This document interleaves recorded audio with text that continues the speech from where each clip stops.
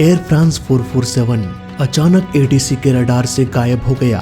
किसी भी तरह का कोई भी सिग्नल नहीं मिला, न कोई इंजन फेलियर का वॉइस मैसेज, न ही कोई डैमेज की शिकायत। फिर भी ये प्लेन अचानक से कैसे गायब हो गया? क्या हुआ था इस प्लेन के साथ? क्यों कई सालों तक ये हादसा एक मिस्ट्री बन के रह गई? और 3 साल बाद हुआ एक चमत्कार जिसने सारे मिस्ट्रीज से पर्दा उठा दिया। आज के इस वीडियो में हम फ्लाइट 447 के मिस्टीरियस घटना और उसके पीछे के रहस्यों को उजागर करने वाले हैं। 1 जून 2009 Rio de Janeiro international airport Brazil. Air France flight 447 इसी एयरपोर्ट से उड़ान भरने की तैयारी कर रहा था। ये एयरबस A330 मॉडल का प्लेन था जिसे एयर फ्रांस ऑपरेट कर रही थी। Call sign Air France flight 447। Plane में 216 पैसेंजर सवार होने लगे। इन पैसेंजर्स के अलावा 12 क्रू मेंबर्स भी प्लेन में सवार हो गए। इस प्लेन को 58 वर्षीय कैप्टन मार्क उड़ाने वाले थे। इनके पास ऑलमोस्ट 11,000 फ्लाइट आवर का एक्सपीरियंस था। वहीं 32 वर्ष के को पायलट बोनिन थे। इनके पास ऑलमोस्ट 3,000 फ्लाइट आवर का एक्सपीरियंस था। वहीं A330 उड़ाने का एक्सपीरियंस महज 807 फ्लाइट आवर था। इन दोनों के अलावा एक रिलीफ को पायलट डेविड थे। इनकी उम्र 37 वर्ष थी और इनके पास 6,547 फ्लाइट आवर का एक्सपीरियंस था। वहीं एयरबस A330 में ऑलमोस्ट 4,500 फ्लाइट आवर का एक्सपीरियंस था। फाइनली सारे इंस्पेक्शन के बाद प्लेन को उड़ान भरने का परमिशन दे दिया गया। रात के अंधेरे में करीब 10:30 बजे ये प्लेन उड़ान भरा। इस प्लेन को पेरिस जाना था। ब्राजील से पेरिस जाने में लगभग 10 घंटों का समय लग जाता है और एयर फ्रांस 447 लगभग 3 घंटों का सफर पूरा कर चुका था। एटीसी लगातार प्लेन से संपर्क बनाए हुए थे। धीरे धीरे ये समुद्र के बीचों बीच पहुंच गया।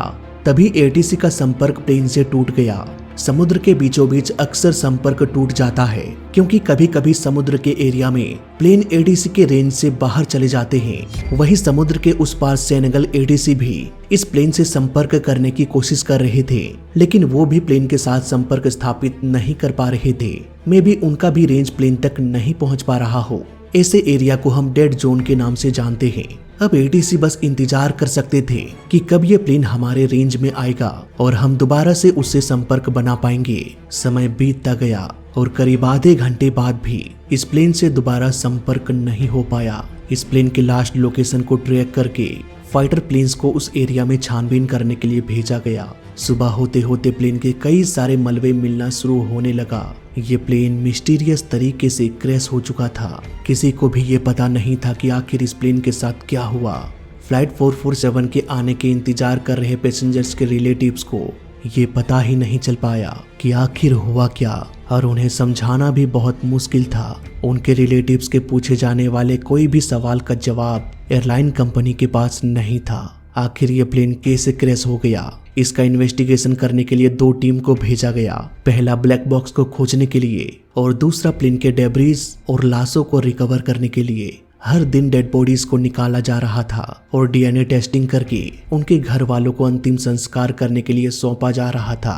कुछ की डेड बॉडी तो पहचाना जा सकता था, वहीं कुछ डेड बॉडीज को उनके कपड़ों के आधार पर पहचान की जा रही थी। वहीं कुछ लोग ऐसे भी थे जिन्हें अपनों की लाशें भी नसीब नहीं हुई। 16 दिन के खोजबीन के बाद भी 228 में से सिर्फ 50 बॉडी ही रिकवर हो सका। बाकी बचे लोग, प्लेन का ब्लैक बॉक्स, सब कुछ समुद्र की गहराइयों में दफन हो गई और उस गहराई तक इन्वेस्टिगेशन की टीम भी नहीं पहुंच पा रहे थे। समुद्र की गहराइयों में जाकर प्लेन के ब्लैक बॉक्स को खोजने के लिए न्यूक्लियर सबमरीन का इस्तेमाल किया गया। ये सबमरीन ब्लैक बॉक्स से निकलने वाले अल्ट्रासोनिक सिग्नल को फाइंड करने की कोशिश कर रहे थे, वो भी जल्द से जल्द, क्योंकि ये ब्लैक बॉक्स सिर्फ 30 दिनों तक ही सिग्नल्स भेज सकता था। अगर 30 दिनों तक इसे खोजा नहीं गया तो बाद में इसे खोजना बहुत मुश्किल हो सकता था। दिन गुजरता गया। हर रोज समुद्र में छानबीन करने के बाद भी रोज की तरह उन्हें खाली हाथ ही वापस आना पड़ता और फाइनली लगभग 12 महीनों के खोजबीन के बाद भी 7,000 स्क्वायर किलोमीटर छानबीन करने के बाद भी प्लेन के ब्लैक बॉक्स का कुछ भी पता नहीं चल पाया। रोज की तरह छानबीन करने के बाद भी उन्हें खाली हाथ वापस आना पड़ता और फाइनली लगभग 12 महीनों के खोजबीन के बाद भी 7,000 स्क्वायर किलोमीटर छानबीन करने के बाद भी ब्लैक बॉक्स का कुछ भी पता नहीं चल पाया। समय के साथ साथ अब उम्मीदें भी खत्म होने लगी। घटना के 3 साल बाद 3 अप्रैल 2011 को एक प्राइवेट टीम WHOI का गठन किया गया और इस टीम ने एक चमत्कार कर दिखाया। इसने अपने टेक्नोलॉजी के बदौलत सिर्फ 30 दिनों के अंदर ही ब्लैक बॉक्स को खोज निकाला। इन्हें पता था कि समुद्र में छानबीन करने से कोई फायदा नहीं है। धूल, मिट्टी, समुद्री घास फूस से ये ब्लैक बॉक्स कहीं दब गया होगा। इसलिए उन्होंने कुछ ऐसे अंडर वाटर सबमरीन को समुद्र में भेजा जो कि फुल्ली ऑटोमेटिक था और इसे रिमोटली कंट्रोल भी किया जा सकता था। इन पनडुब्बियों की खास बात ये थी कि ये समुद्र के सतह को स्कैन कर सकता था और स्कैन करके एक मैप तैयार कर सकता था। कुछ दिनों बाद स्कैन किए हुए डेटा में प्लेन का एक बहुत बड़ा हिस्सा दिखाई दिया। तुरंत ही वहां पर खोजी दल को भेजा गया। थोड़ी बहुत छानबीन करने के बाद फ्लाइट डाटा रिकॉर्डर और कॉकपिट वॉइस रिकॉर्डर दोनों को करीब 3 सालों के बाद रिकवर कर लिया गया। हैरानी की बात तो ये थी दोस्तों कि इन्होंने सिर्फ 30 दिनों के अंदर ही इस ब्लैक बॉक्स को खोज निकाला। घटना के 3 सालों बाद अब वक्त आ चुका था इस मिस्ट्री से पर्दा उठाने का। ब्लैक बॉक्स ने जो कहानी सामने रखा उसने इन्वेस्टिगेटर्स का सोच ही बदल के रख दिया। तो आइए जानते हैं इस घटना के पीछे पूरी कहानी क्या है। इस इन्वेस्टिगेशन की शुरुआत करते हैं उड़ान के 3 घंटे बाद से, जब ये प्लेन ब्राजील ATC के संपर्क से बाहर चला गया। ATC को लग रहा था कि ये प्लेन हमारे रेंज से बाहर चला गया होगा। वहीं समुद्र के उस पार पेरिस के ATC भी संपर्क नहीं कर पा रहे थे।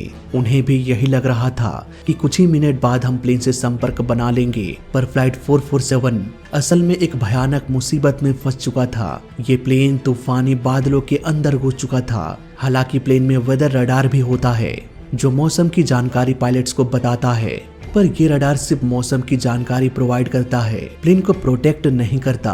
अब क्योंकि ये प्लेन था सड़क पर कोई चलती हुई गाड़ी नहीं कि आगे अगर रास्ता खराब है तो उसे रोककर बैक गियर लगाकर पीछे मुड़ जाए। नहीं, प्लेन के साथ ऐसा नहीं किया जा सकता। अगर ये एक बार तूफानी बादलों में घुस जाए तो किसी भी तरह से प्लेन को उसका सामना करना ही पड़ेगा। बात करें वेदर रडार की तो ये पहले ही इन्फॉर्म कर देता है, तूफान में मौजूद वाटर ड्रॉप्स को डिटेक्ट करके और पायलट को डिस्प्ले में दिखा देता है कि आगे मौसम खराब है। बेशक फ्लाइट 447 को पहले ही पता चल गया होगा कि वो बादलों के अंदर प्रवेश करने वाले हैं, लेकिन उस वक्त कोई चारा भी नहीं बचता जब चारों तरफ सिर्फ बादल ही बादल हो। फ्लाइट 447 अब बादलों के बीच प्रवेश कर चुका था और बादलों में होता है ढेर सारा पानी और ये पानी -40 डिग्री सेल्सियस में आसानी से फ्रीज हो सकता है। अब तक तो प्लेन में सब कुछ ठीक था, सिर्फ ATC से संपर्क टूटा था, पर उसकी अभी जरूरत भी नहीं थी। कुछ मिनट्स बादलों के बीच उड़ान भरने के बाद अजीब सी आवाजें सुनाई देने लगी। ये आवाजें बर्फ की टकराने की थी। इस आवाज को कॉकपिट वॉइस रिकॉर्डर ने भी रिकॉर्ड किया। ये फ्लाइट ऑलमोस्ट 10 घंटों की थी, इसलिए इस प्लेन में 3 पायलट्स मौजूद थे। प्लेन का सबसे एक्सपीरियंस कैप्टन ऑलरेडी 3 घंटे प्लेन उड़ा चुका था और इसीलिए वो रेस्ट करने के लिए चले गए। अब प्लेन का कंट्रोल को पायलट के हाथों में था, जिसका एक्सपीरियंस दोनों पायलट से कम था। रात के समय फिर तूफान, फिर बर्फ की टकराने की आवाजें, इन सारी घटनाओं से को पायलट पैनिक होने लगा था। पर डरने की बात तो अब तक भी नहीं थी, क्योंकि जब तक ऑटो पायलट अच्छे से काम कर रहा है तब तक ऑटो पायलट प्लेन को आराम से तूफानों के बीच भी उड़ा सकता है। रही बात बर्फ की तो उसका कोई भी इलाज नहीं था। अब ये बर्फ के टुकड़े प्लेन के पिटोट ट्यूब यानी कि प्लेन के उन सेंसर्स को फ्रीज करने लगा था जो ऑटो पायलट को इम्पोर्टेंट जानकारी देता है, जैसे कि कितनी तेजी से हवाएं चल रही है, प्लेन का एंगल ऑफ अटैक क्या है, प्लेन के नोज का पोजीशन सही है या नहीं, प्लेन का एल्टीट्यूड क्या है। ये सारे के सारे सेंसर्स फ्रीज होने लगे थे। इसकी वजह से भले ही प्लेन में 2 या 3 ऑटो पायलट हो, पर इन्हें भी जानकारी इन्हीं सेंसर से मिलता है जो कि अब फ्रीज हो चुका था। ऑटो पायलट के पास खुद की आंखें नहीं होती, ये इन सेंसर्स की मदद से ही अपने इन्वायरमेंट का पता लगा पाते हैं, और अगर इन सेंसर्स में कोई खराबी आ जाए तो ये ऑटो पायलट अंधा हो जाएगा, यानी कि ये काम करना बंद कर देगा। ठीक ऐसा ही फ्लाइट 447 के साथ हुआ। पिटोट ट्यूब आइस के कारण ब्लॉक हो गया, जिसकी वजह से ऑटो पायलट भी डिसएंगेज हो गया। अब तक ऑटो पायलट की वजह से ही प्लेन स्टेबल कंडीशन में उड़ रहा था, पर अचानक से इसके डिसएंगेज हो जाने की वजह से ये प्लेन लेफ्ट की ओर रोल करने लगा। को पायलट ने तुरंत ही प्लेन को मैनुअल कंट्रोल में ले लिया और प्लेन को सीधा करने के लिए साइड स्टिक को राइट की ओर मोड़ दिया। अब ये प्लेन कभी लेफ्ट की ओर रोल हो रहा था तो कभी राइट की ओर। को पायलट प्लेन के रोलिंग को स्टेबल करने में लगा हुआ था। करीब 3-4 मिनटों तक ऐसा ही चलता रहा। इसके बाद को पायलट ने एक बहुत बड़ी गलती कर दिया। उन्होंने साइड स्टिक को पीछे की ओर खींच दिया, जिसकी वजह से प्लेन का नोज ऊपर होने लगा और प्लेन का एल्टीट्यूड तेजी से बढ़ने लगा। जब भी प्लेन के एल्टीट्यूड को बढ़ाया जाता है तो ऑलमोस्ट 2000 से 3000 फीट पर मिनट के स्पीड से प्लेन को ऊपर ले जाना होता है, लेकिन फ्लाइट 447 7000 फीट पर मिनट के स्पीड से ऊपर जा रहा था, वो भी तूफानी बादलों से होते हुए। प्लेन का एंगल ऑफ अटैक बढ़कर 30 डिग्री से भी अधिक हो चुका था और ये खतरे की पहली घंटी थी। एंगल ऑफ अटैक बढ़ने से यानी कि प्लेन का नोज जरूरत से अधिक ऊपर जाने की वजह से विंग्स में लिफ्ट मिलना बंद हो गया और तेज हवाओं के टकराने से प्लेन में ड्रैग बढ़ने लगा, जो प्लेन के स्पीड को स्लो करने की कोशिश करने लगा। को पायलट पहले से ही कंफ्यूज था और काली अंधेरी तूफानी रात में प्लेन का एल्टीट्यूड, प्लेन का स्पीड, प्लेन का ऑटो पायलट, प्लेन में बर्फ की टकराने की आवाजें, इन घटनाओं की वजह से को पायलट पहले से ही पैनिक कंडीशन में था और फिर से एक मुसीबत सामने आ गई और ये मुसीबत था स्टॉल अलार्म। जब प्लेन का नोज अधिक ऊपर चला जाता है तो हवाएं तेजी से प्लेन में टकराने लगती है और प्लेन को लिफ्ट मिलना कम होने लगता है। इसी कंडीशन को कहा जाता है पॉजिटिव स्टॉल। ठीक इसके विपरीत अगर प्लेन का नोज जरूरत से नीचे आ जाए तो इस कंडीशन को कहा जाता है नेगेटिव स्टॉल।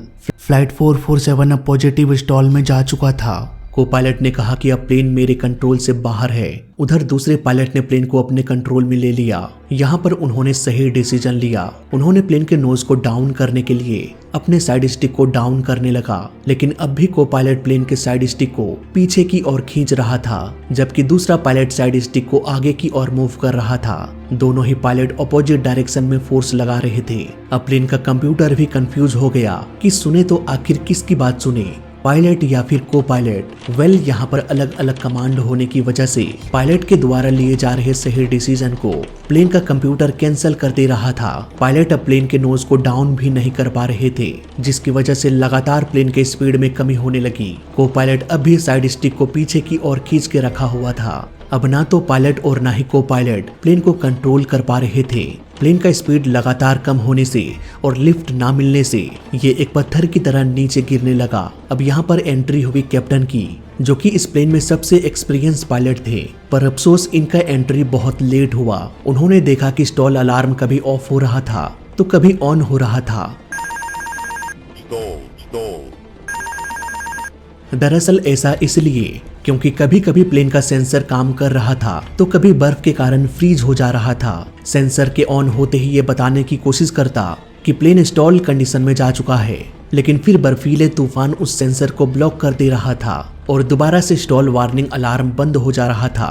कैप्टन के पास पहली चुनौती थी नोज को डाउन करना, तभी इस प्लेन को बचाया जा सकता था। अब प्लेन का नोज बढ़ के और 40 डिग्री हो चुका था। कैप्टन के आने के बाद पायलट को यह एहसास हुआ कि वो साइड स्टिक को पीछे खींच कर रखा हुआ था और इसी वजह से पायलट अब तक प्लेन को कंट्रोल नहीं कर पा रहे थे। लेकिन ये सब कुछ पता चलने में बहुत देर हो गई। प्लेन का स्पीड अब बहुत धीमा हो गया। प्लेन अब फ्लाई नहीं कर रहा था और ना ही ग्लाइड कर रहा था। ये एक पत्थर की तरह बेजान होकर नीचे गिर रहा था। इसी वक्त प्लेन में एक अलार्म बजने लगा।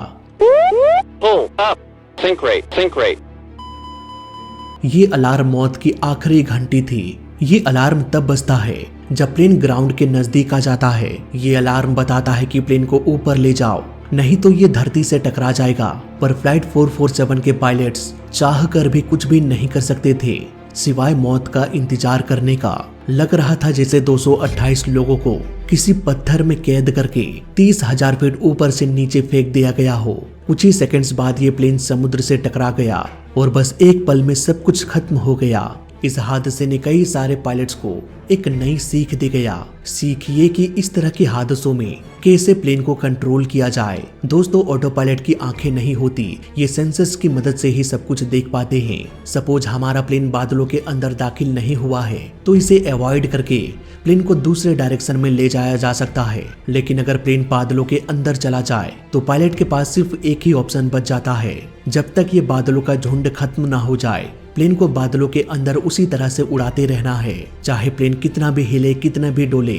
कितना भी रोल हो जाए, इन सब चीजों की परवाह ना करते हुए सिर्फ एक ही काम करना है, प्लेन को बस स्टेबल करने की कोशिश करना है, न कि डायरेक्शन को बदलने की, क्योंकि प्लेन नेचर के हिसाब से ही फ्लाई करता है। नेचर के खिलाफ प्लेन नहीं जा सकता। भले ही प्लेन के सारे सेंसर्स डेड हो जाए, भले ही ऑटो पायलट भी अपना काम करना बंद कर दे, चाहे इंजन फेलियर ही क्यों ना हो जाए, पायलट को सिर्फ एक ही काम करना होता है, प्लेन को सीधा उड़ाते रहो। हालांकि खराब सेंसर्स की वजह से थोड़ी बहुत प्रॉब्लम हो सकती है, लेकिन कम से कम इतना बड़ा हादसा तो नहीं होता। फ्लाइट 447 के पायलट ने सबसे बड़ी गलती ये किया कि उन्होंने साइड स्टिक को पीछे की ओर खींच लिया।